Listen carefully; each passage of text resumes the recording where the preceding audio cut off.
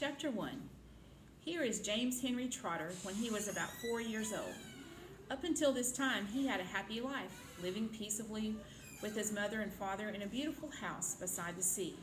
There were always plenty of other children for him to play with, and there was the sandy beach for him to run about on and the ocean to paddle in. It was the perfect life for a small boy. Then one day, James' mother and father went to London to do some shopping, and there a terrible thing happened. Both of them suddenly got eaten up in full daylight, mind you, on a crowded street, by an enormous, angry rhinoceros which had escaped from the London Zoo. Now this, as you can imagine, was a rather nasty experience for two such gentle parents, but in the long run it was far nastier for James than it was for them. Their troubles were all over in a jiffy. They were dead and gone in 35 seconds flat. Poor James, on the other hand, was still very much alive, and all at once he found himself alone and frightened in a vast, unfriendly world. The lovely house by the seaside had to be sold immediately, and the little boy, carrying nothing but a small suitcase containing a pair of pajamas and a toothbrush, was sent away to live with his two aunts. Their names were Aunt Sponge and Aunt Spiker, and I am sorry to say that they were both really horrible people. They were selfish and lazy and cruel, and right from the beginning they started beating poor James for almost no reason at all. They never called him by his real name, but always referred to him as "you disgusting little beast," or "you filthy nuisance," or "you miserable creature." And they certainly never gave him any toys to play with or any picture books to look at. His room was as bare as a prison cell. They lived, Aunt Sponge and Aunt Spiker, and now James as well, in a queer ramshackled house on the top of a high hill in the south of England. The hill was so high that from almost anywhere in the garden James could look down and see for miles and miles across a marvelous landscape of woods and fields, and on a very clear day, if he looked in the right direction, he could see a tiny gray dot far away on the horizon, which was the house that he used to live in with his beloved mother and father. And just beyond that, he could see the ocean itself, a long, thin streak of blackish blue, like a line of ink beneath the rim of the sky. But James was never allowed to go down off the top of that hill. Neither Aunt Sponge nor Aunt Spiker could ever be bothered to take him out herself, not even for a small walk or a picture or a picnic. And he certainly wasn't permitted to go alone. "The nasty little beast will only get into mischief if he goes out of the garden," Aunt Spiker had said, and terrible punishments were promised him, such as being locked up in the cellar with the rats for a week, if he even dared so much as to climb over the fence. The garden, which covered the whole top of the hill, was large and desolate, and the only tree in the entire place, apart from a clump of dirty old laurel bushes at the far end, was an ancient peach tree that never gave any peaches.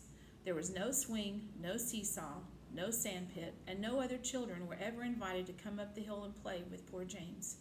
There wasn't so much as a dog or a cat around to keep him company, and as time went on, he became sadder and more lonely, and he used to spend hours every day standing at the bottom of the garden, gazing wistfully at the lovely but forbidden world of woods and fields and ocean that was spread out below him like a magic carpet.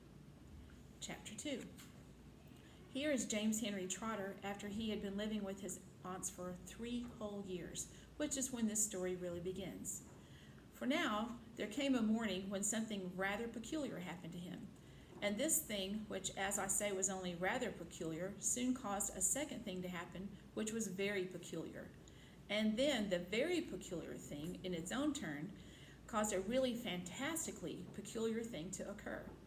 It all started on a blazing hot day in the middle of summer. Aunt Sponge, Aunt Spiker, and James were all out in the garden. James had been out to work as usual. This time he was chopping wood for the kitchen stove. Aunt Sponge and Aunt Spiker were sitting comfortably in deck chairs nearby, sipping tall glasses of fizzy lemonade and watching him to see that he did not stop working for a moment. Aunt Sponge was enormously fat and very short. She had small piggy eyes, a sunken mouth, and one of those white flabby faces that looked exactly as though it had been boiled. She was like a great soggy white overboiled cabbage. And Aunt Spiker, on the other hand, was lean and tall and bony, and she wore steel-rimmed spectacles that fixed onto the end of her nose with a clip. She had a screeching voice and long, wet, narrow lips, and whenever she got angry or excited, little flecks of spit would come shooting out of her mouth as she talked. And there sat these two ghastly hags, sipping their drinks, and every now and again screaming at James to chop faster and faster. They also talked about themselves, each one saying how beautiful she thought she was. Aunt Sponge had a long-handled mirror in her lap, and she kept picking it up and gazing at her own hideous face. "I look and smell," Aunt Sponge declared, "as lovely as a rose. Just feast your eyes upon my face, observe my shapely nose. Behold my heavenly silky locks, and if I take off both my socks, you'll see my dainty toes. But don't forget," Aunt Spiker cried, "how much your tummy shows." Aunt Sponge went red, and Aunt Spiker said, "My sweet, you cannot win. Behold my gorgeous curvy shape, my teeth, my charming grin. Oh, beauteous me, how I adore my radiant looks. And please ignore the pimple on my chin, my dear old trout," Aunt Sponge cried out. "You're only bones and skin. Such loveliness as I possess can only truly shine in Hollywood," Aunt Sponge declared. "Oh, wouldn't that be fine? I'd capture all the nation's hearts. They'd give me all the leading parts. The stars would all resign.